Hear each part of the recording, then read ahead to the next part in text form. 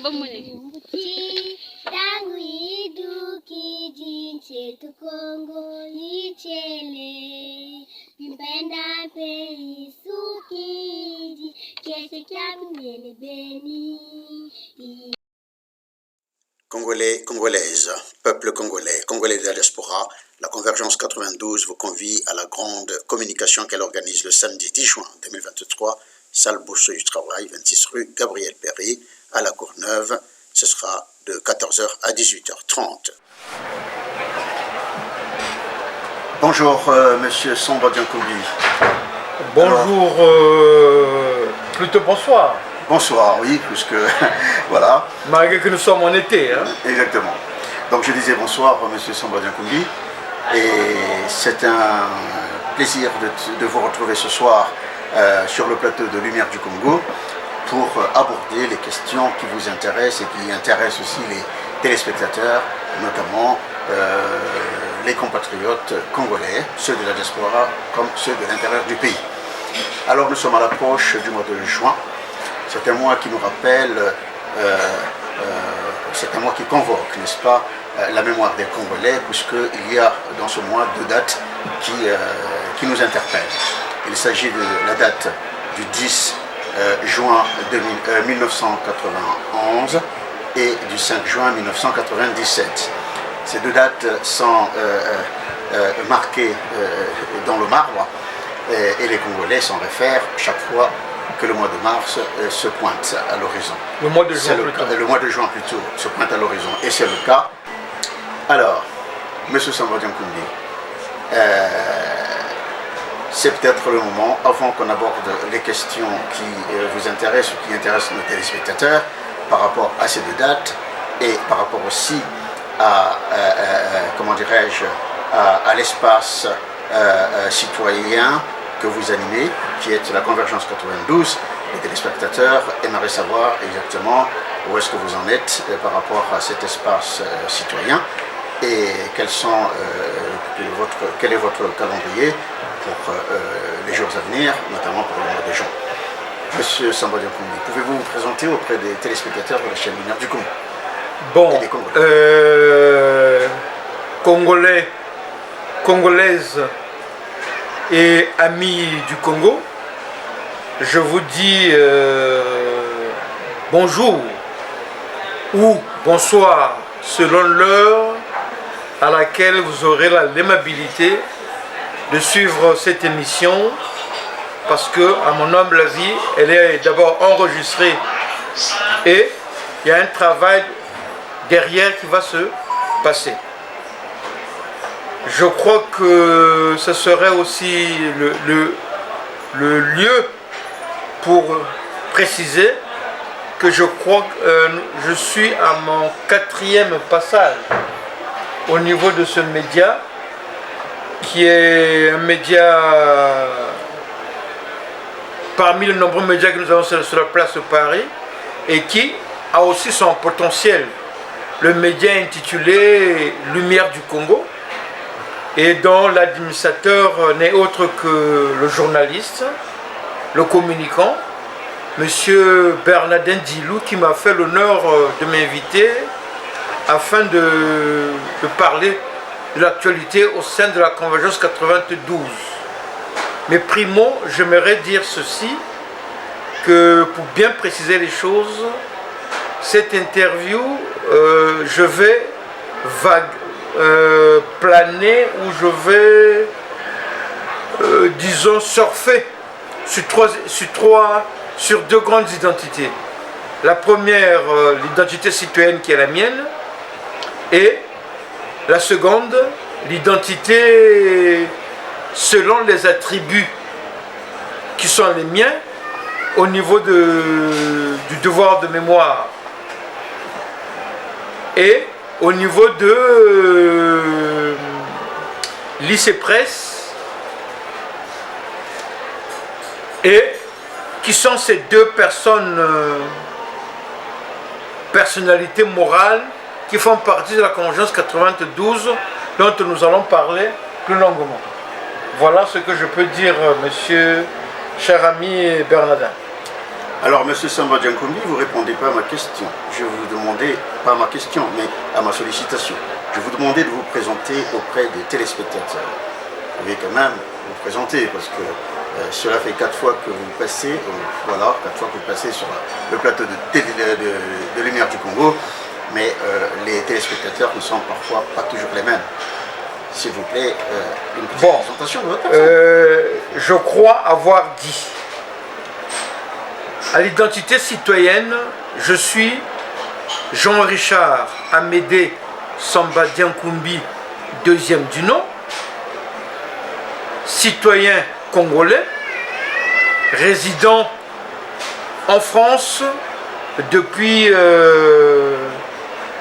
près de 2 décennies, après avoir quitté la République d'Ukraine, où j'ai vécu pendant près de 16 à 17 ans.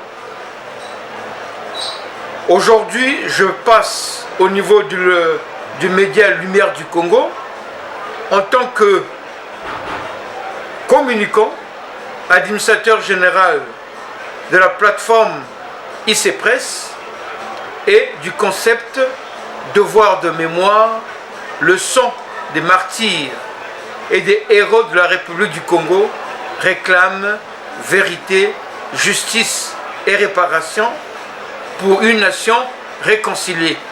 En diminutif, ce concept s'appelle ou s'intitule Nchimu Ni Ma Yela. Maintenant, je crois que, comme ces deux font partie de la Convergence 92, qui est une dynamique des entités, des structures, des personnalités tant morales que physiques, évoluant dans la cité congolaise dans différents cadres. On peut parler du cadre politique, du cadre économico-financier, du cadre culturel, du cadre social et bien d'autres. Et qui, cette dynamique ont tant impacté dans le combat de l'alternance de gouvernance ou encore la chute de la tyrannie tropicale qui sévit au Congo, en usant de la justice, en usant du droit, par ce qu'on peut appeler, ou ce qui se dit dans nos seins, ou dans notre sein, par la révolution par le droit. Donc voilà, je crois avoir été assez explicite, cher ami Bernadette. Très bien, on te remercie. Alors, puisque nous parlons donc puisque vous parlez de l'alternance au Congo-Brazzaville et vous parlez de la chute justement du tyran, pourtant, puisque nous avons cité ici 2 dates, nous avons cité le 10 juin 1991 et le 10 juin et le 5 juin 1977. Non, le 5 juin 1980, excusez-moi. Le 5 juin 1977. Le 5 juin 1997. Ne paniquons pas. Non, ouais. il y a le 10 juin 1991 et le 5 juin 1997. Exact. Voilà, alors donc ces 2 dates-là, mais pour la première d'entre elles, donc le 10 juin 1991, pourtant, vous avez réussi. Quand je parle de vous, je parle des partis politiques, des structures de la société civile. Vous avez réussi, à l'issue de la conférence nationale souveraine, de faire partir le tyran qui est là actuellement. Alors, comment ça se fait que vous avez réussi, car il faut dire que vous avez réussi là une prouesse, pour le faire revenir et lui donner les commandes du pays, alors que la conférence nationale l'avait carrément mise à l'écart. Alors, cette fameuse conférence nationale souveraine, vous, au jour d'aujourd'hui, quel est le regard que vous avez sur cette conférence nationale souveraine? Quel est le bilan que vous en faites, que vous en tirez? Cher ami Bernardin, dire que je vous vois venir serait prétentieux, mais j'aimerais, avant de parler de la conférence nationale des facteurs et enjeux qui ont concouru à cette conférence nationale et d'en faire un bilan peut-être exhaustif, 90 et 22, donc une trentaine d'années déjà. Hein? Donc je vais me permettre de redire. Vous savez qu'au jour d'aujourd'hui, la situation, la lecture de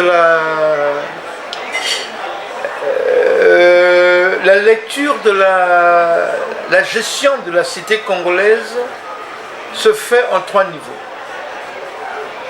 Il y a le descriptif, il y a l'analyse et il y a le décryptage. Alors, quelle analyse, quel excusez-moi, force est de constater que beaucoup d'acteurs politiques, nous arrêtons au descriptif. Et peu arrivent à aller à l'analyse. Il y en a, ils en existent, mais nous sommes peu. Mais surtout le décryptage, c'est là où vous sentez l'art. C'est là où vous sentez le potentiel des érudits congolais. Vous me demandez, que peut-on dire de la conférence nationale? Je vais me permettre d'être assez long. Essayez d'être moins long. Moins long. Je vais me permettre, d'abord je vais dire ceci, en tant que citoyen, je n'étais pas au Congo-Brazzaville à l'époque. J'étais étudiant en Europe de l'Est, plus exactement en République d'Ukraine, et dans sa capitale qu'on appelle Kiev. Et au passage, je dis mon bonjour à tous ceux avec lesquels nous avons fait ce bout de chemin dans ce beau pays. J'ai cru que tu allais envoyer quelques salutations à M. Zelensky. Mais bon, non, Zelensky, c'est autre chose. Mais moi, je pense d'abord à ceux des nôtres, des Congolais, parce que c'est quand même nombreux. Et au jour d'aujourd'hui, il y a 2 ou 3 qui sont restés sur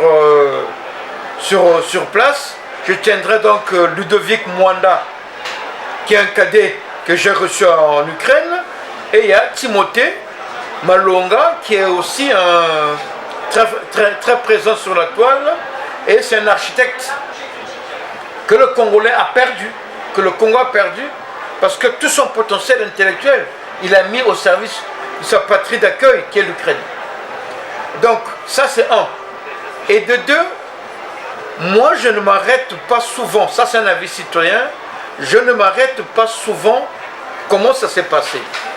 Mais il faut dire qu'il y a eu des facteurs et des causes qui ont déclenché la conférence nationale. Les facteurs, nous vivions dans un pays, on ne faisait pas porter partout qu'il y avait démocratie, mais en réalité, déjà nous vivions dans un pays, dans un état policier. Et la gouvernance avait fait de telle sorte que le Congo s'est retrouvé dans un pic. Et maintenant, du point de vue extérieur, il y a eu 2 événements clés. Il y a eu la chute du mur de Berlin, qui a secoué l'Europe occidentale, dont la France et l'Allemagne, qui étaient pratiquement les précurseurs de l'Union européenne à l'époque. Et il y a eu la conférence de la Bonne.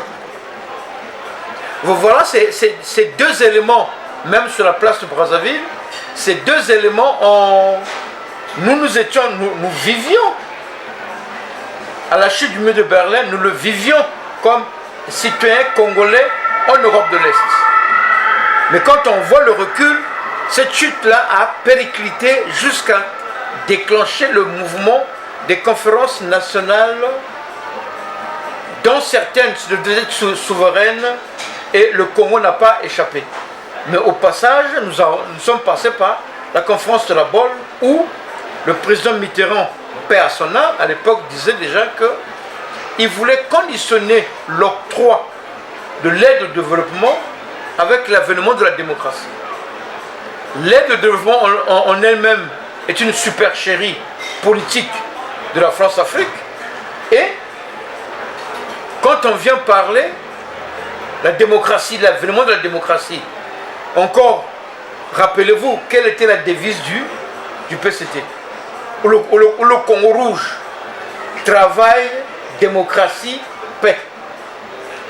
Donc, vous sentez déjà que dans le pouvoir à l'époque politique, nous en parlons sous d'autres temps, on est arrivé à nous faire comprendre qu'on devait aller à la démocratie. Mais pourtant, on nous disait dans le texte que nous vivions en démocratie. Donc, voilà une dichotomie. Et cela a poussé. Mais il faut reconnaître que la crise a ténaillé, je dis bien a ténaillé le peuple congolais.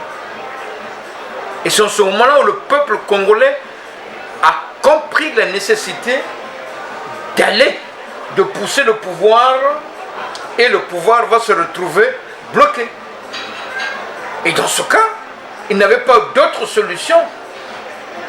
Car le pouvoir, le peuple avait repris son pouvoir, et voilà, on est arrivé aux assises de la conférence nationale souveraine. Donc, les éléments déclencheurs du point de vue géopolitique international et les éléments déclencheurs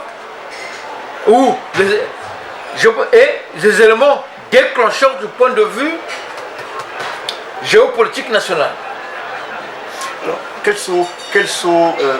sont les acteurs sur le plan intérieur qui ont favorisé effectivement l'avènement de la conférence nationale?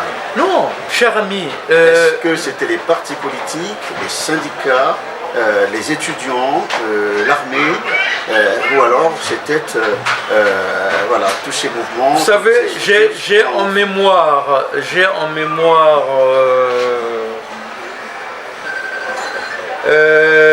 les forces, je dirais plutôt les capacités qui ont concouru pour qu'il y ait les assises de la conférence nationale.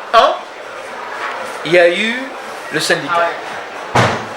Et Jean-Michel Bokamba Yangouma, je ne sais pas s'il est encore en vie, ou s'il n'est pas en vie, paix à son âme, qui était le secrétaire général de la CSC. Mais la CSC qui était syndicat unique, et qui était une organisation qui se dénommait, qui se voulait être une organisation de masse dépendant du PCT. Parce qu'à l'époque, le parti dirigeait l'État. Donc, il y a cette force-là, mais en dessous de cette situation, les relations citoyennes entre le sieur chef de l'État à l'époque, M. Denis Sassou Nguesso,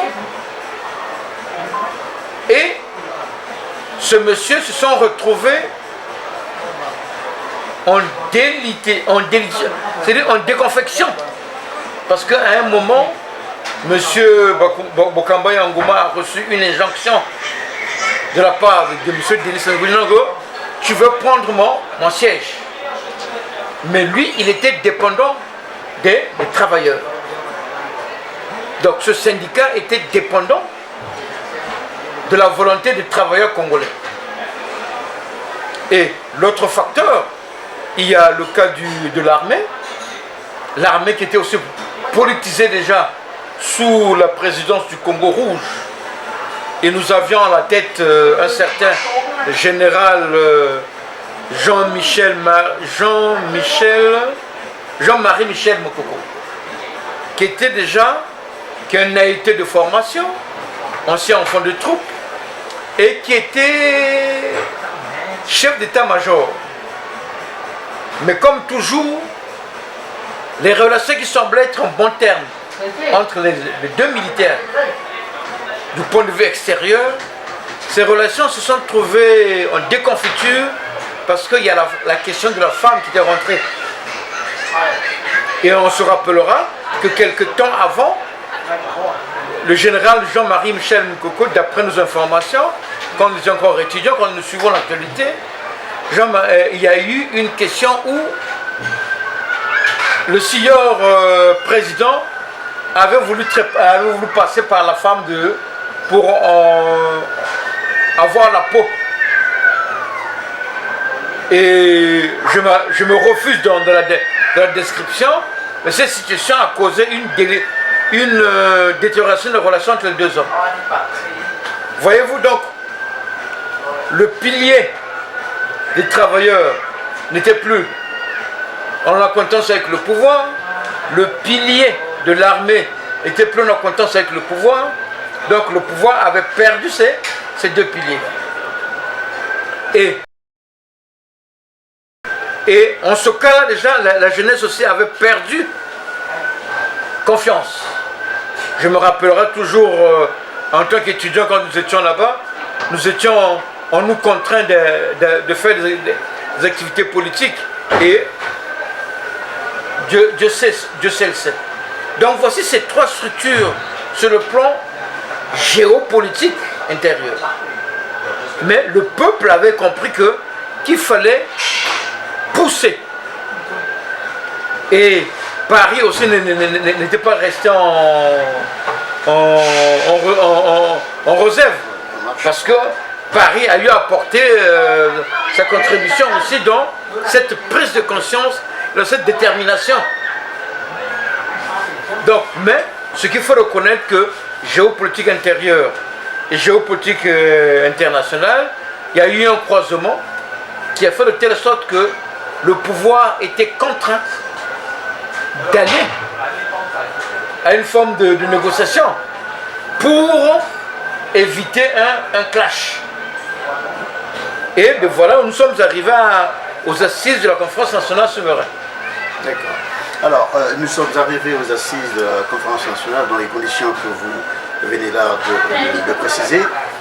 Alors, que dire de cette conférence nationale souveraine?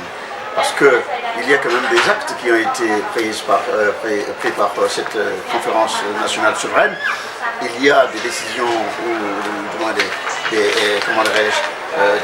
des chartes qui ont été élaborées et édictées et diffusées. Et est-ce que l'on peut dire que cette conférence nationale souveraine a été un succès? Si oui, en quoi reconnaissez-vous que c'est un succès? Si non, pourquoi? Non, moi je ne veux pas répondre. Ça c'est dans la description. Je me refuse de répondre à si ça a été un succès ou pas. Ce qui est sûr, il faut reconnaître dans l'histoire du Congo, à l'époque, en 30 ans d'existence, ça c'était la deuxième fois qu'il y avait eu les assises d'une conférence nationale. La première fois, sous Marien Ngouabi, dans les années 70, on nous parlait de la conférence nationale du parti. Et malheureusement, quand on suit l'actualité par...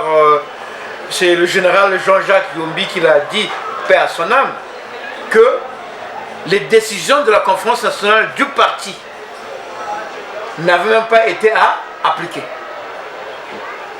Donc, quand on vient parler maintenant, vous me parlez de la conférence nationale, qu'est-ce qui a été pris?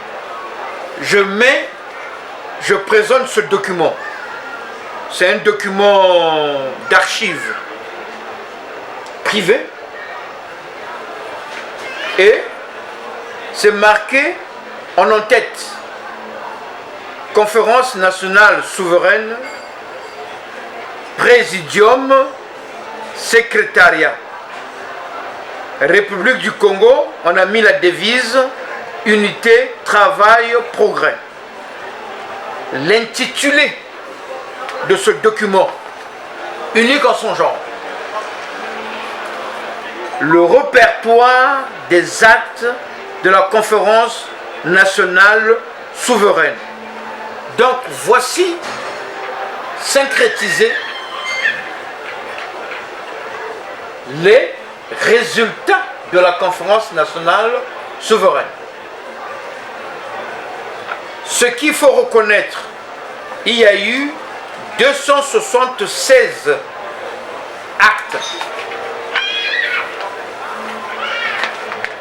Donc je compte 1 page, 2, 3, 4, 5, 6, 7, 8, 9, 10, 11, 12, 13, 14, 15, 16, 17. Donc, et c'est marqué 276 actes, dont la majorité devait être publiée au journal officiel et il devait être exécutoire sous la transition. Est-ce que ce fut le cas? Regret est de constater que cela n'a pas été le cas. Donc, comme toujours, on prend des décisions. C'était un moment important. Les politiques sur le plan national le savent. Ceux qui étaient présents aussi le savent. Mais ces décisions n'ont pas été appliquées. Parce que pour une bonne raison, les politiques ont reporté leurs habits du Congo rouge, ou le mensonge, ou je dis bien le Congo rouge, ou les invectives, les injonctions, le mensonge et les intrigues qui constituent en 60 ans d'existence le fondement, pour ne pas dire malheureusement, la colonne vertébrale de la politique au Congo. Étant donné que ces actes n'ont pas été appliqués, déjà la transition, maintenant dans la description, on va dire un tel ne voulait pas, un tel, mais le résultat, il est là. Ces actes-là n'ont pas été appliqués. Et je crois que dans le document que vous avez prononcé entre-temps, il a même été reconnu que les espoirs donc, que le peuple donnait à cette grande messe politique, ces espoirs-là ont été déchus. Mais un autre fait qu'il faut reconnaître, cher ami, la conférence nationale vient finir ses travaux le 10 juin, où le 10 juin 1991 avait été décrétée journée de la concorde nationale. Avec comment dirais-je, le lavement de main.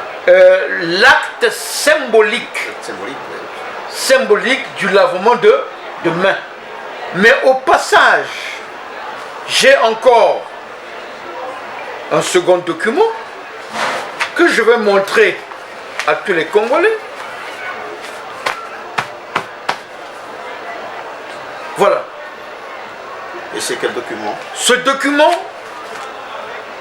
c'est la publication au journal officiel de la République du Congo de la Constitution qui a été adoptée le 15 mai 1992. Voici parce qu'il faut reconnaître qu'avant cette constitution, il y a eu une pléiade de constitutions dont nous n'allons pas étaler ici, mais nous avons eu un acte fondamental qui a régi le Congo.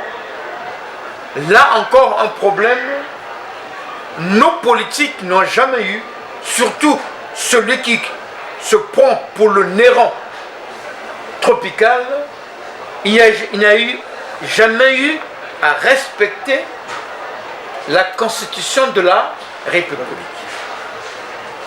Donc, pourtant il est signataire. Pourtant, vous le dites si bien. Je vais bien lire, à moins qu'il puisse se dédire, comme il le fait d'habitude. Fait à Brazzaville le 28 mai 1992, général d'armée Denis Sassou Nguesso. C'est lui-même qui a signé. Et pour des appétits politiques, il est revenu sur sa parole. J'aimerais pas que les gens puissent me dire que M. Samba Diankoumi raconte bluff. Voilà. C'est bien marqué ici, Constitution. Et je tiens à préciser devant le public, et ce document, dans cette version de la publication au journal officiel, m'a été transmis par l'autorité morale politique, M. Jean-Bruce Maboussou, qui est actuellement citoyen britannique. Très bien, Monsieur Samba Diankoumi, on va marquer un petit arrêt pour suivre un élément. Il y a un esprit qu'on doit pourchasser dans le pays, que l'on doit extirper du pays, de la vie politique du pays, c'est l'esprit de revanche, et ce n'est nullement moi qui l'ai. Or, j'entends ici cet esprit de revanche déjà se manifester en réclamant ici une loi fondamentale pour faire un coup d'État, pour organiser déjà une chasse aux sorcières, pour déjà acculer à une position d'humilier, de rejeter la base politique en déchéance. Et c'est comme ça que dans ce pays, l'esprit de revanche a germé, s'est répété et se poursuit. Et si on veut soigner ce pays, il faut regarder la difficulté en face et profondément. Il faut nommer la maladie, le virus par son nom, il s'appelle l'esprit de revanche. Nous reprenons donc la suite de notre interview. Alors, M. Samba Diankoumi, cela étant, vous ne voulez pas répondre à la question selon laquelle est-ce que la conférence nationale sereine était un succès ou un échec, mais qu'à cela ne tienne, la constitution de 92 que vous venez là de nous présenter est bien issue des travaux de la conférence nationale souveraine. Donc on peut penser que c'est quelque chose de positif. Cependant, il y a eu, donc à l'issue de cette conférence nationale, il y a eu une transition. Ensuite, il y a eu quand même des élections, une élection présidentielle. Tout cela, c'est à mettre quand même dans l'actif, sinon le côté positif de cette conférence nationale souveraine. Maintenant,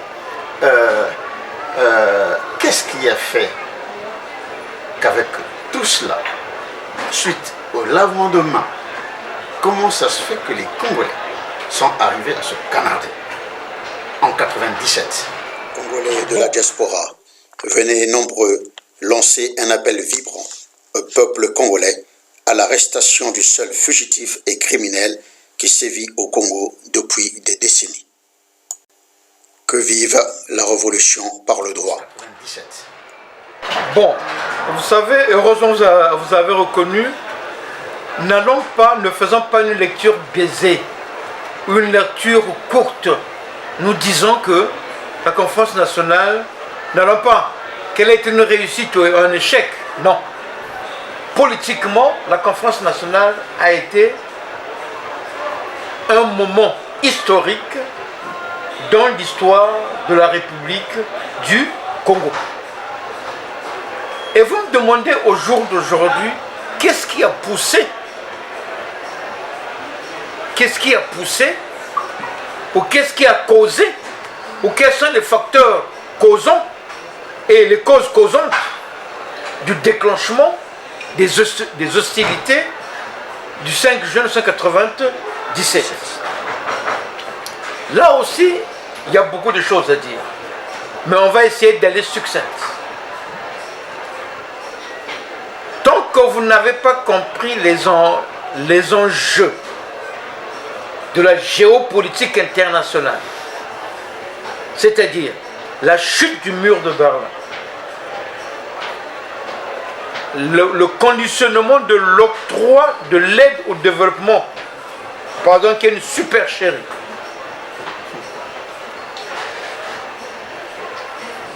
beaucoup s'arrêtent à décrire ce qui s'est passé sur le plan national. Non.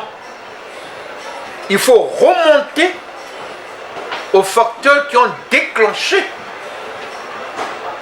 ou qui ont préparé l'avènement de du 5 1997.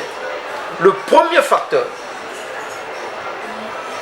c'est pas moi qui le dis, c'est le décryptage des informations que nous avons de par nos réseaux et de par la presse occidentale. Quand la France politique, qui est le premier partenaire du Congo, se rend compte qu'elle a perdu la main de ces 14 pays africains, il va conditionner l'aide au développement, mais là n'est pas là. Mais que fait la France commerciale, la France d'entreprise, la France business, dont le premier est F Aquitaine. Que ceux qui doutent de ma foi vont aller voir les interventions de Loïc Le Floch-Prigent qui le dit, que quand ils ont compris qu'ils perdaient la main, ils se disent non, nos intérêts énergétiques viennent de ce pays-là. Qu'est-ce qu'il faut faire? Il faut trouver parmi les acteurs politiques du moment, il faut trouver des acteurs qui peuvent relayer le message. Je vais citer juste quelques-uns. Mais le nom qui a été retenu sur la table de cette entreprise, donc, qui est un État dans un État, qui était un État dans un État, donc ELF, ils sont venus tomber sur Pascal Lissouba. Et ceux qui suivent l'actualité, Tarano l'a dit, Loïc Le Floch-Prigent l'a dit, qu'à un moment, ils étaient obligés de négocier avec Lissouba. Lissouba leur avait donné la parole. Mais dès que Lissouba est arrivé, quand il a été mandaté, ou quand le peuple congolais l'a donné le suffrage, selon la conjoncture géopolitique nationale. Quand on lui donne, M. Lissouba, semblerait-il, avait tourné le dos à la parole qu'il avait donnée aux pétroliers. La parole était que il fallait, une fois au pouvoir, pour la stabilité des intérêts français, il était question que ce dernier puisse travailler soit avec M. Denis Sassou Nguesso, soit avec... Et ce qui a fait que M. Denis Sassou Nguesso croyait en la bonne foi de Pascal. Mais ça c'est... Et voilà d'où est parti le facteur qui a fait de telle sorte que M. Pascal Lissouba ne s'est jamais assis sur le fauteuil présidentiel. Et chemin faisant, il y a même un bruit qui dit qu'on lui a dit non, qu'on ne va pas lui donner le temps de s'asseoir. Intrigue nationale, déchéance du gouvernement, motion de censure et tout le tralala politico sur la place de Brazzaville. Mais ça c'est le décryptage, ce n'est pas l'analyse, c'est le décryptage de la... Donc voici l'élément qui ont concouru jusqu'à ce que... Et quand M. Denis vient dire, en tant qu'homme, il n'avait jamais apprécié qu'il soit débouté. Donc malgré les résultats chaotiques de sa gouvernance, ce dernier, j'ai eu la grâce, permettez-moi de rendre hommage à quelques hommes d'État exceptionnels que j'ai rencontrés, qui ne sont plus de ce monde, avec lesquels nous avons eu des débats très houleux sur la question. Je parlerai du ministre d'État Aimé Machika, qui sur le lit d'hôpital nous l'avons accompagné pour la rédaction de son testament politique. Nous avons eu la grâce d'échanger avec le ministre d'État Lambert Ngalibali, aussi père à son âme. Nous avons été instruits des dossiers de l'État. Donc, il ne faut pas s'arrêter à la description qu'un tel a fait ça, un tel a fait ça, un tel a fait ça. Non. Il faut partir dans Mozindo. Si on continue dans Mozindo, maintenant on bimisi mai. Yo kalisi mai yango eza ya pembe. Na kati kuna na mintulia. Mais pour faire court, et aussi un autre élément qu'il ne faut pas oublier. C'est le général Jap qui l'écrit. Le général Jap qui l'écrit. Permettez-moi, je vais retrouver mes notes. Je vais retrouver mes notes. Mais quand M. Denis Sassou Nguesso dit qu'il était en train de dormir, non, et qu'on est venu le réveiller, et c'était pour lui le motif de déclencher. Non. Ce n'était qu'un prétexte. Non, pour nous, je tiens à vous dire, le Congolais aime le sensationnel. Le Dieu, c'est M. Denis Sassou Nguesso a cru tromper les gens. Mais il ne peut pas se tromper lui-même quand il va aux toilettes. Qu'il fouille dans ses archives qui a été le ministre Aimé Machika dans son ascension en politique. Et quels sont les services que ce dernier lui a rendus et que lui, il a dû rendre le retour de l'échelle. Qui a été son actuelle résidence de Mpila? Comment il a obtenu auprès du maire de Brazzaville à l'époque, un certain Lambert Ngalibali? Ça, ce sont des faits. Et quand il dit qu'il venait dormir, ça c'est l'élément, la cause causante. Mais qu'est-ce que le général Jap dit? Permettez-moi, je vais lire. À moins que ça puisse être une intox. Mais si c'est lui qui le dit, et ça a été relayé par la presse, tant écrite, orale, et la presse de la rue, mais qui n'a jamais été démenti. Je cite, « Nous étions prêts pour la guerre du 5 juin 1997. Nous avions déjà des armes en stock. Nous avons provoqué Pascal Lissouba et ses partisans. Ils sont tombés dans notre piège. » Rappelez-vous, la cause causante sur le point de vue géopolitique, si là-bas c'était les éléments déclencheurs, les facteurs déclenchants, la relation conflictuelle de la présence Pascal Lissouba et Elf, mais sur le point de vue intérêt national, voilà ce qu'eux disent. Donc c'est pas ce qui s'est passé le 5 juin.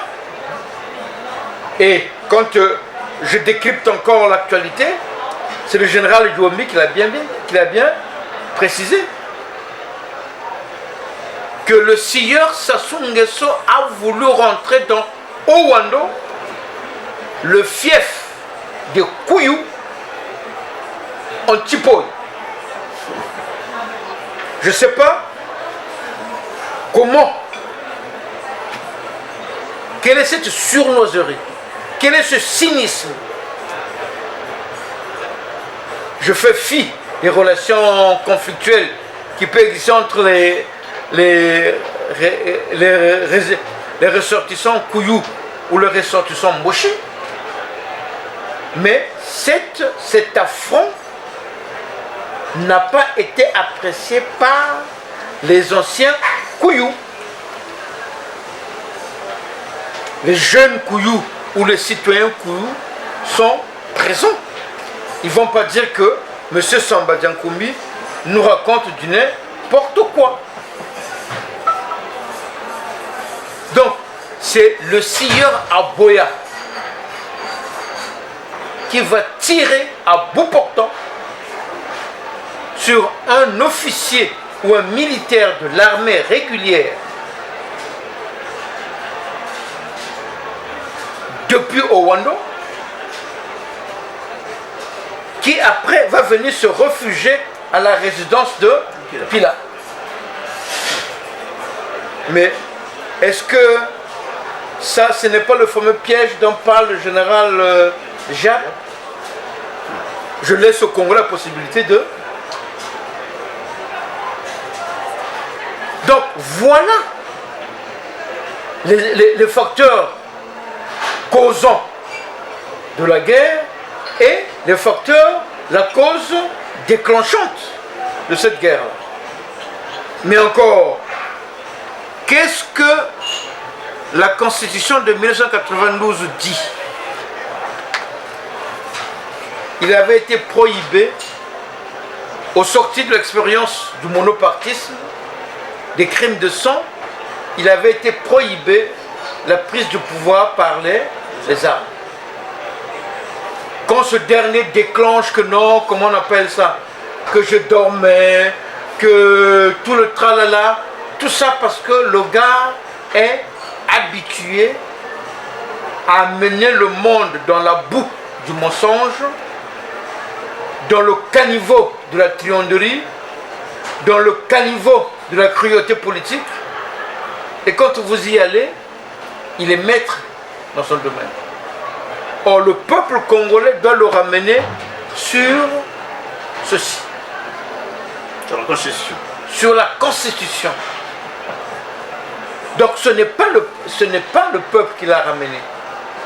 C'est le monsieur qui a utilisé les moyens illégaux pour déclencher une guerre meurtrière afin de revenir au pouvoir. Même les journalistes occidentaux, ce qui est regrettable, c'est qu'à l'époque, nos journalistes ou nos communicants ne disposant pas de beaucoup de moyens ou de beaucoup de logistique, mais dans le documentaire, dans un des documentaires de France 2, il est reconnu que M. Sassou Nguesso est revenu au pouvoir par les armes. Notre équipe Dorothée Oliéric et Philippe Turpot a rencontré cet après-midi le nouvel homme fort du régime dans le nord du Congo, Denis Sassou Nguesso, qui a repris le pouvoir par les armes. Reportage. Les miliciens Cobra crient victoire. Ce sont eux qui, en 48 heures, ont pris Brazzaville, puis Pointe-Noire, avec l'aide des troupes angolaises. Une conquête éclair du Congo après 5 mois de guerre civile. L'a-t-il contesté? Non. Et à l'époque, que disait la Constitution? En fait, il a trahi la Constitution, il a trahi les lettres de la Constitution. Voilà. Donc, il est, comment dirais-je, il est passible d'une poursuite judiciaire pour haute trahison. Mais forcément. Mais ça, c'est pour ça que nous allons y venir. Mais il y a quelque chose qui est un peu étrange dans tout ça. Alors, lorsqu'on voit par exemple la conférence nationale qui se déroule bien de la manière dont elle s'est déroulée. Voilà, elle s'est déroulée. L'engouement qu'avaient les participants, l'engouement qu'avaient les populations, et puis l'espérance qu'ils avaient de rentrer en démocratie, dans l'ère démocratique. Et puis tout d'un coup, cet élan va s'arrêter parce qu'il y a un truand qui faisait le guet, qui va déclencher une guerre. Aidé par une armée étrangère. Voilà. Là encore, c'est une trahison. Une trahison. Et donc, dans les attributs du président de la République. Exactement. Mais alors, ce qui est étrange aujourd'hui, c'est qu'en 91, oui, il y a eu un concours de circonstances. C'est le général qui n'était plus, comment dirais-je, d'équerre avec Sassou, les syndicats, les syndicats qui n'étaient plus aussi en bon terme avec le pouvoir. Tout cela, avec le peuple, et l'armée aussi qui avait pris parti du peuple, Voilà, on a réussi à plier M. Denis Sassou Nguesso en deux, de sorte qu'il accepte que la conférence nationale se déroule. Mais ça, c'est un exemple. Pourquoi aujourd'hui, au vu de ce qui se passe dans le pays, le droit des citoyens n'existe plus, c'est quasiment nous vivons, bon, on dit souvent c'est la dictature au Congo-Brazzaville, mais je pense que nous sommes passés dans la tyrannie. C'est-à-dire qu'aucune loi n'existe. Et c'est devenu une presque jungle en fait. Pourquoi donc les Congolais ne réagissent pas? Comment peuvent-ils rester passifs, comment dirais-je, là à observer et à souffrir à ce point-là? Parce que ils sont tenus en esclavage là. Bon. Vous savez, est pris en otage. Non, mais il faut bien que les Congolais se réveillent. Il faut bien qu'ils se réveillent. Alors, vous faites partie de la Convergence 92. La Convergence 92, si je comprends bien, c'est que vous êtes pour le retour, pour la réhabilitation de la Constitution de 1992. Donc, par opposition, en opposition avec la Constitution de 2015. Et donc, là se posent des problèmes de droit. Et je suppose que la Convergence 92 va s'atteler à indexer ces problèmes, non seulement à les indexer, va s'atteler à les mettre en lumière, pas seulement à les mettre en lumière, mais à citer ces voyous en justice. Bon, Monsieur Bernardin, il faut bien que... heureusement que, comme je vous ai dit que, rappelez-vous, je vous avais dit que notre parcours ne faisait que commencer. Ne faisait que commencer. Et permettez-moi, je me suis permis de faire au nom de la commission presse et communication de la Convergence 92, dont l'IC Presse est partie prenante. Je disais que notre parcours, parce qu'il y a un temps pour toute chose, il y a un temps pour toute chose. J'ai fait plusieurs médias et j'ose croire qu'avec vous, nous irons un peu plus loin que les autres. Je me suis permis, comment peut-on définir dans un état de droit le rôle que peut jouer la Constitution? Les notes que j'ai pu avoir me disent ceci. Dans un état de droit, la Constitution apparaît comme un rempart contre l'arbitraire du pouvoir politique. Elle est la pièce majeure du droit constitutionnel. Mais elle n'est pas la seule. De cas de nombreuses dispositions juridiques concernant le fonctionnement des institutions publiques à travers, voilà. Donc, la Constitution devrait apparaître comme un rempart pour différencier, faire un distinguo entre le pouvoir judiciaire, le pouvoir législatif et le pouvoir. Or, nous nous sommes retrouvés dans un pays où l'arbitraire a pris le dessus.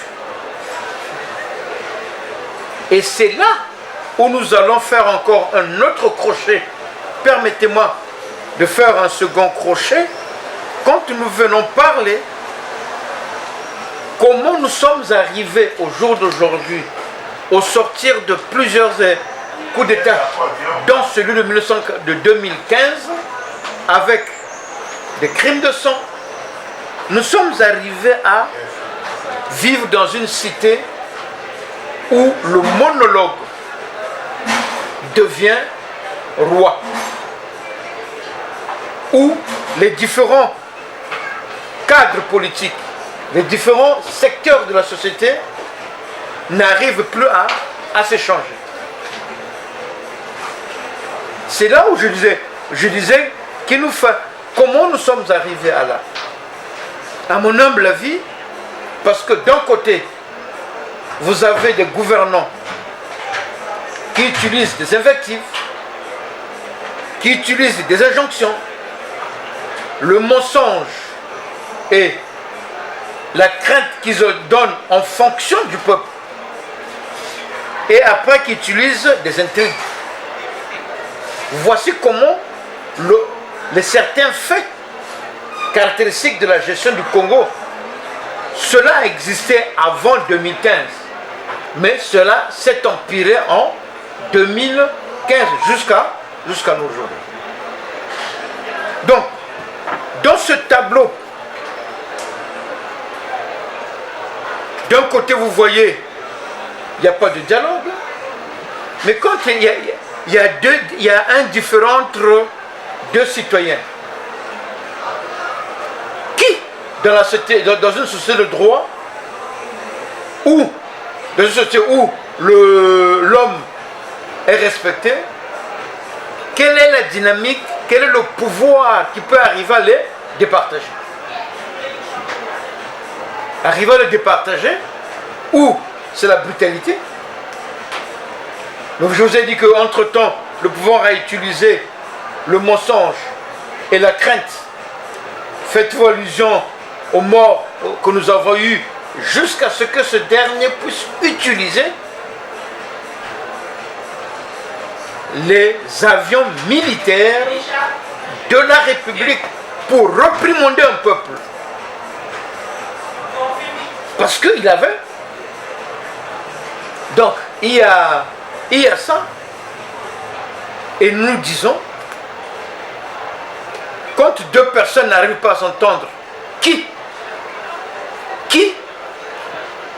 peut arriver à donner raison? Soit par la force, soit par la médiation. Mais nous avons sollicité par la force. Le monsieur a tellement engrangé, en plus d'une vingtaine d'années, le système de gouvernance a tellement déclenché l'acquisition des armes, que quand on te pointe l'arme, hein, même le docteur Koumbemba l'a dit, hein, quand la balle, ou c'est Zao qui l'a chanté, quand la balle siffle là, il n'y a pas de choix. Ou vous allez passer sur la stratégie de prise de conscience des gouvernants, où ils doivent se rendre compte que le Congo ne va plus bien. Donc, une médiation.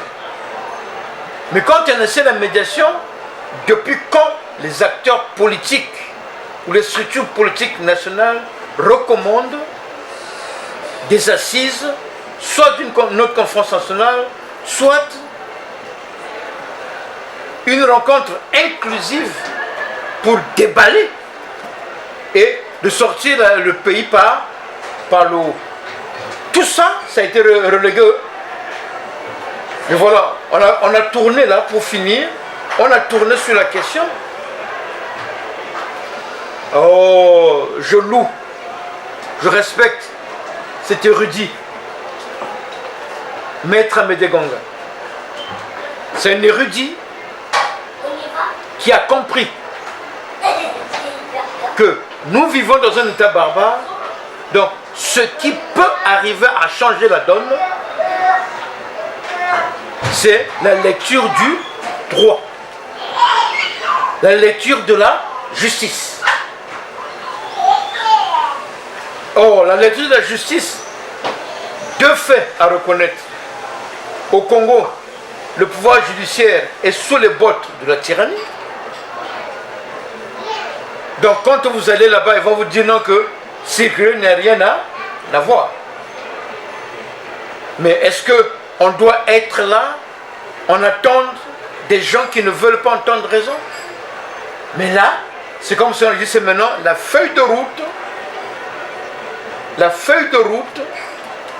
que propose ou que va proposer la Convergence 92 et qui est actuellement en train d'être travaillée. Parce que nous pensons que ce n'est que par le droit. Mais comme et tout en reconnaissant que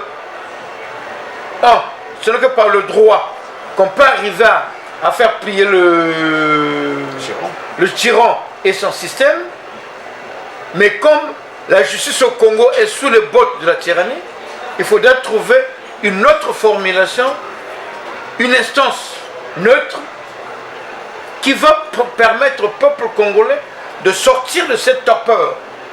Maintenant, en géopolitique nationale, n'oubliez pas que c'est un système mafieux où la Camorra, on ne dirait pas la Camorra, la Camorra c'est un terme italien, mais la Camorra congolaise qui utilise des baksiches,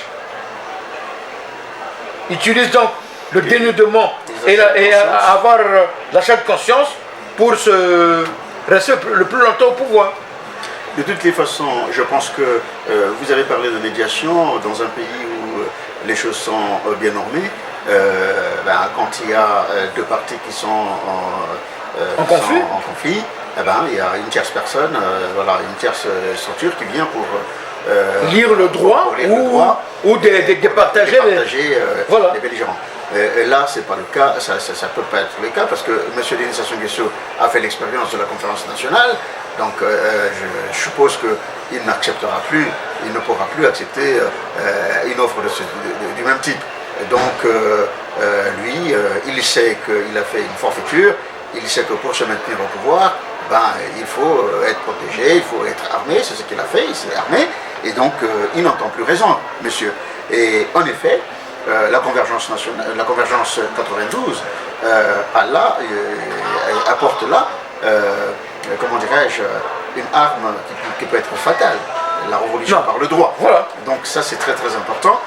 Il faut que les Congolais se l'approvisent. Voilà, il faut que parce que nous érudits, nous élites du Congo qui sommes à l'étranger, nous qui avons compris les enjeux, nous disons que nous comprenons dans quelle galère vous êtes. On vous a affamé, on vous a dénudé, tout ça nous comprenons. Mais tout ce qu'on peut faire, c'est que nous allons porter le débat sur le droit. Maintenant c'est à vous, peuple congolais, de se réapproprier. C'est déjà en 91, ce dernier, dans une situation moins pire que celle d'aujourd'hui, avait lâché du lest, même si là, au jour d'aujourd'hui, ils sont... Je disais encore, je crois qu'il y a une actrice politique qui a reconnu que rien ne marche au Congo. Donc, on lui a proposé de sortir par la grande porte. Il a dit à ceux qui l'ont contacté, circuler, il n'y a rien à voir.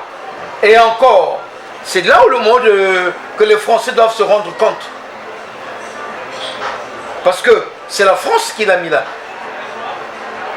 Et la France n'entend pas changer son fusil d'épaule parce que l'intéressé leur a promis du pétrole jusqu'à la fin. Mais qu'on ne le veuille pas, il a scié l'arbre sur lequel il est assis. Et je crois qu'un homme, un acteur politique, je peux le qualifier d'homme d'État, mais un acteur politique, il doit se rendre compte que, je ne sais pas si dans son entourage, mis à part Bongo, s'il a vu des tyrans qui ont fini, dont l'histoire a balayé comme un petit coup de vent, quoi. En effet. Alors, cela étant, le 18 mars dernier, la Convergence 92 avait tenu un grand meeting, justement pour lancer un message à l'endroit du peuple congolais, parce qu'il va falloir, comme vous venez de le dire, c'est au peuple congolais de s'approprier, n'est-ce pas, l'idée, le projet, l'idée que Maître Amédée Ganga a mis sur la table. Non, que la Convergence a mis sur la table, sous la coordination de Maître Amédée Ganga, donc la révolution par le droit. En effet, le peuple doit s'en approprier.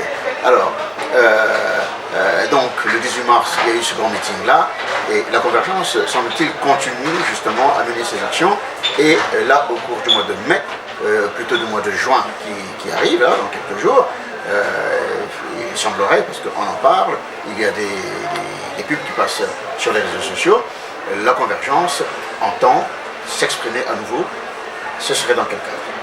Bon, pour quel objectif? Là, je vous demande de me donner vos 5 doigts. Là, vous avez frappé fort. Là, vous avez frappé. Ah bon? Ah non, là, vous avez frappé. Hein. Il faut reconnaître que pour arriver à mixer et à balancer ça, il faut être un communicant de taille. Non, vous nous parlez du meeting. Je crois que le meeting, on ne va pas en parler encore de plus. Beaucoup de choses ont été dites. Mais nous avons réussi à ramener et à identifier. Mais le meeting était compté dans les actions que la convergence voulait se faire pour l'année 2023. Parce que n'oubliez pas, quand nous avons découvert la façon de fonctionner ou les caractéristiques de la gouvernance du Congo, où injonction, invective, intrigue, mensonge et crainte étaient vraiment utilisés comme des voitures de luxe. Déjà à ce niveau-là, il y a eu une catégorie des Congolais qui ont dit il faut dénoncer. Et les réseaux sociaux ont permis d'amplifier ces dénonciations.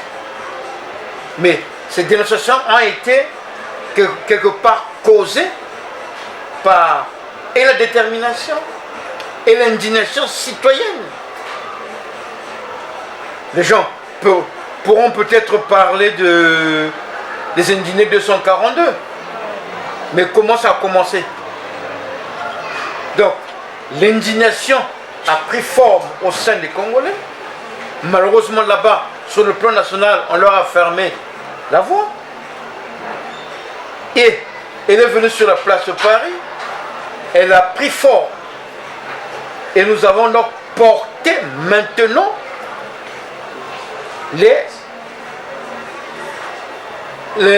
on a dénoncé, on s'est indigné, on a dénoncé. Mais comment sortir maintenant, ou par quelle procédure sortir de ces deux phases-là, ou de ces deux caractéristiques? Là encore, les érudits ont proposé quelque chose. Nous avons, sous la coordination de Maître Amédée Ganga, nous avons posé le cas que nous proposons de sortir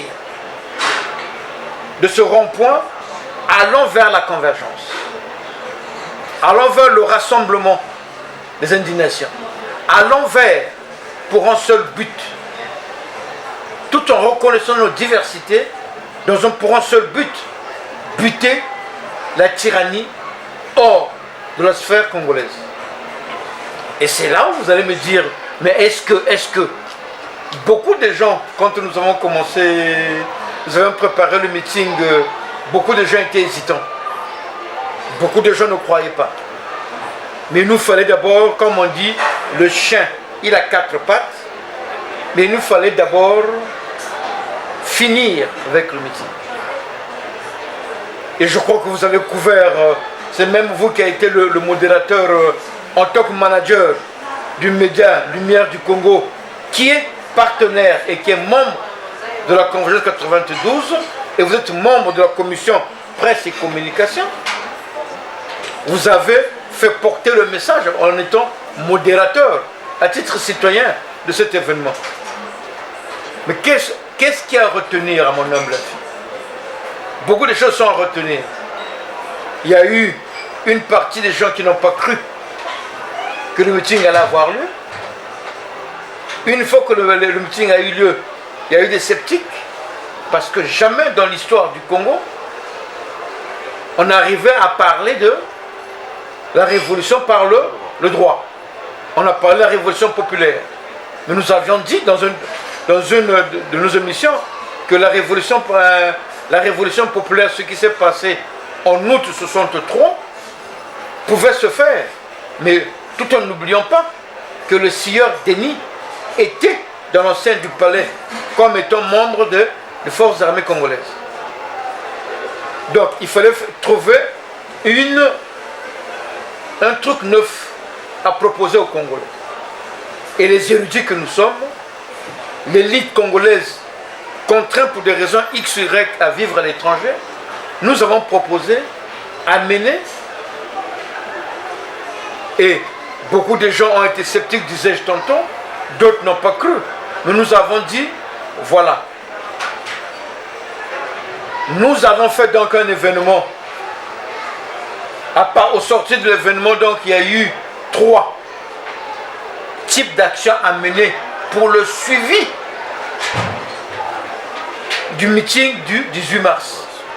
Il y a eu des actions à mener à court terme durant du 18 mai du 18 mars au 18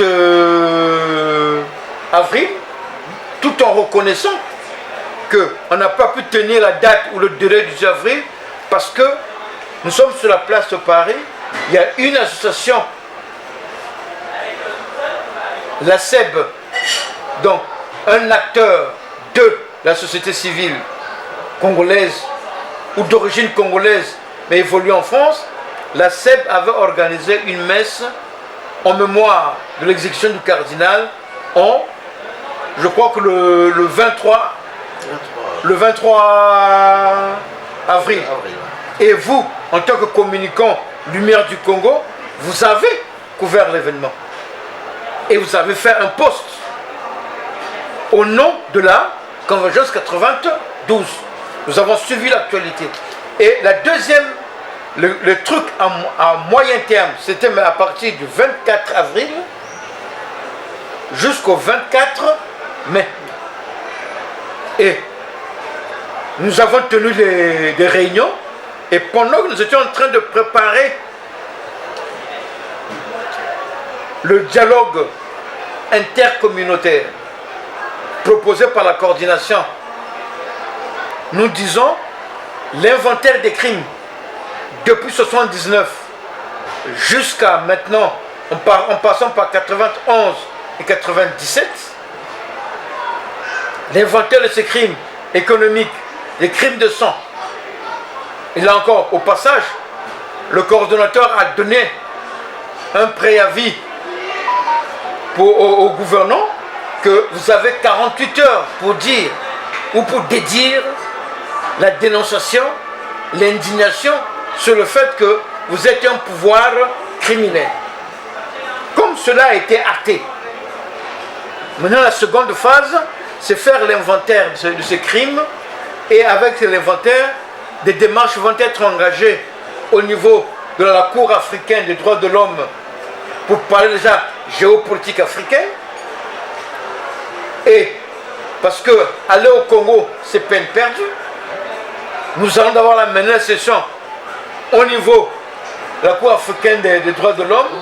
Les contacts sont pris et à partir de cette Cour africaine, au cas où ça ne marche pas, nous irons à la Cour européenne. Mais ça, c'est déjà parce que beaucoup d'entre nous avons des doubles nationalités. Mais comme il faut d'abord qu'on s'arrange sur le Katchopa, sur le territoire du Katchopa, entre nous, Africains, si là nous n'avons pas gain de cause, nous irons maintenant. Et c'est là où maintenant le peuple doit se rendre compte. Voilà le chemin indiqué par les érudits congolais. Voilà le chemin indiqué par l'élite congolaise contrainte à un exil forcé ou imposé à l'étranger. Maintenant, vous, prenez-en, faites-vous sienne, soyez en symbiose avec cela pour que le pouvoir se rende compte que les choses vont bouger. Exactement. Alors, M. Samba Diankoumbi, pour que les choses bougent, notamment sur le plan national, depuis de l'intérieur du pays, cela suppose que vous ayez donc des contacts sur place qui relayent effectivement toute la littérature de la Convergence 92 et qui sensibilisent, qui mobilisent les populations. Et ça, c'est très important. je suppose que sur ce terrain-là, vous avez vous êtes déjà présent un peu sur toute l'étendue du pays, si ce n'est dans les grandes capitales, par exemple. Cher ami, ce que vous me dites, vous savez, ce document, comme je vous le disais tantôt, la Constitution 1992 m'a été remis, la vidéo le prouve, pendant mon séjour à Londres, où la résistance citoyenne patriotique congolaise, à l'époque, avant la Convergence 92, avait organisé un événement en août dernier. Donc, mais nous sommes revenus, nous avons étudié, nous avons scruté, nous avons décrypté cette constitution. Voilà, nous sommes arrivés où nous prônons la révolution par le droit et le retour à l'ordre constitutionnel du 15 mars 1992. Mais exactement, on ne va pas continuer à faire de la politique à l'extérieur.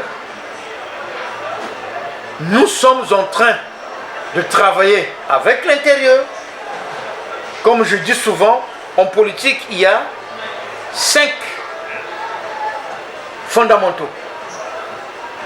Les objectifs que nous sommes assignés. Deuxième, les stratégies à mettre en place pour atteindre ces objectifs. Troisième,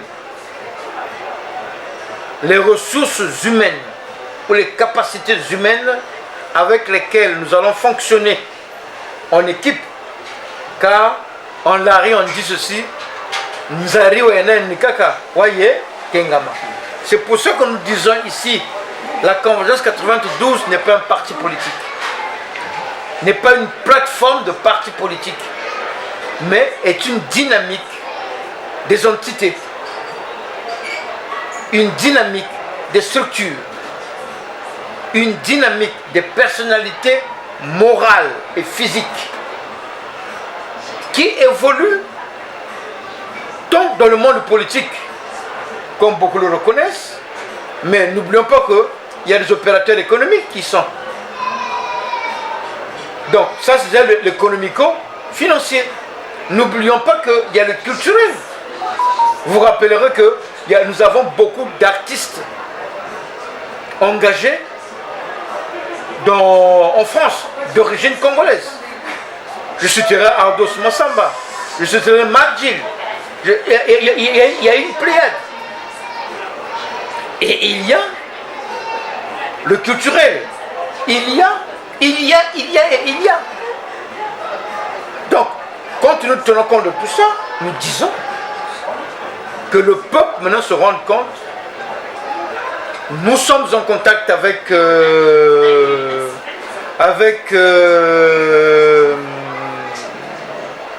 l'intérieur par les réseaux sociaux. Je crois que vous avez dû voir un influenceur qui a eu à créer, qui a eu à porter les t-shirts de Convergence 92. Mais c'est ici le lieu de reconnaître notre infirmité. Notre infirmité, la plus grosse infirmité qui est la nôtre, c'est le financement. Parce que sans financement, on va continuer à faire du sur place. Donc, avec le financement, on peut, et nous demandons donc, nous avons sollicité la mise en place d'une équipe qui va manager un financement solidaire. D'ici là, on mettra en place un financement solidaire, que ceux qui disposent des moyens contactent la trésorière ou le secrétariat ou la commission financière et matérielle pour que l'action que nous menons ne puisse pas être individuelle mais collective. Parce que nous pensons aller ensemble avec une diversité de positions. Très bien. Alors, Monsieur Samba Diankoumbi, cela étant dit, donc, je reviens sur le mois de juin. Et donc vous avez voulu fusionner en fait les deux dates en un seul événement. Et donc parce qu'il y a le 5 juin et puis il y a le 10 juin. Mais voilà, pour ne pas faire... donc vous avez voulu faire d'une pierre deux coups. D'une pierre deux coups. Non, d'accord. Voilà, c'est ça. Et donc voilà, donc vous avez un événement au mois de juin qui va se dérouler le 10, si je ne me trompe. D'accord. Nous sommes la date a été calée pour le 10 juin. Donc nous avons deux événements, comme vous l'avez dit. Que reste-t-il des acquis de la conférence nationale souveraine? Même si, au fond, nous savons qu'il y a eu beaucoup plus de déceptions. Mais que reste-t-il de ces acquis-là? Pourtant, ils ont existé. Et deuxième date, le 5 juin 1997, il est reconnu historiquement et politiquement qu'il y a eu violation de la Constitution. Donc, parce qu'il y a eu un coup d'État contre les institutions de la République avec invitation d'une armée étrangère sur le sol congolais, donc il y a eu haute trahison. La question est de savoir qu'est-ce qui encourt ce genre d'action selon la Constitution du 15 mars 1992. Donc, nous avons pensé, au lieu de faire un événement autre, parce qu'après, en août, il y a aussi un autre événement qui va arriver, mais là, on s'est dit, on cale les deux dates, et les Congolais et les Congolaises épris de liberté, les Congolais et les Congolaises qui veulent que les choses puissent bouger au Congo, les Congolais et les Congolaises qui aspirent à un état de droit, à une reprise du processus démocratique au Congo, nous vous convions à la bourse du travail de la Courneuve, et c'est 17 rue Gabriel Péry. Non, c'est 26 rue Gabriel Péry. 26 rue Gabriel Péry, c'est la salle de la bourse du travail. Voilà. Et les contacts vont être donnés sur les réseaux sociaux. Pour vous êtes tous, et ne pas oublier les amis du Congo, vous êtes tous conviés à cette grande messe juridique, judiciaire et citoyenne pour que vous veniez écouter la feuille de route que propose la Convention 92 dans le cadre de la révolution par le droit. Voilà. En effet, donc la Convergence 92 n'a pas dans son panier une option militaire pour renverser ou pour mettre hors d'état de nuire le système actuel et son patron et le tyran de Brazzaville, mais plutôt la révolution par le droit. Donc la Convergence invite, appelle à utiliser et pratiquer les instruments du droit, les outils du droit pour effectivement... Parce que c'est un pouvoir criminel. Exactement. On ne veut pas, on l'a crié, on l'a décrié, on l'a décrié, on l'a crié, on s'est indigné, on a tout fait. Ils vous disent, s'il n'y a rien à voir, maintenant, nous allons utiliser les éléments de droit, les éléments de justice, tout cela va être mis devant les juridictions africaines dans un premier temps, et après nous irons à la juridiction internationale, mais pour l'instant, dans la juridiction Made in Katiopa. Très bien. Alors donc, pour la gouverne des téléspectateurs, alors la réunion, plutôt la grande campagne de communication par la Convergence 92, qui aura lieu le 10 juin 2023, se passera à la salle Bourse du Travail, 26 rue Gabriel Péry, à la Courneuve. Vous y êtes donc invités, venez nombreux, voilà, apportez votre voix au sans-voix. Monsieur Samba Diankoumbi, je pense que vous avez dit l'essentiel et les téléspectateurs auront retenu le nécessaire. Maintenant, est-ce que vous avez une dernière parole, cette fois-ci pour les Congolais de l'intérieur? Bon, les Congolais de l'intérieur, pour des raisons X, nous nous retrouvons à l'étranger. Mais nos cœurs battent à l'unisson pour l'amour de ce pays. Botelema. Botelema ou Totelema. Parce que vous êtes détenteur du pouvoir. Suivez l'actualité.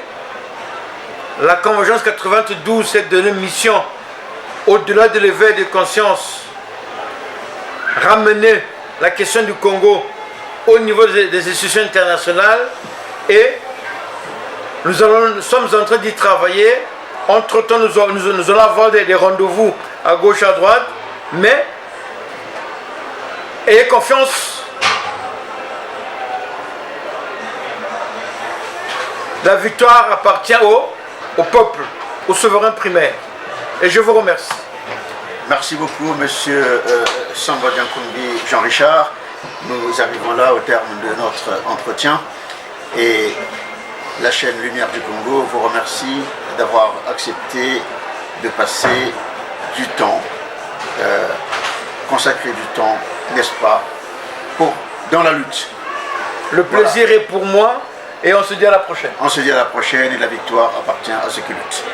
Merci et à bientôt.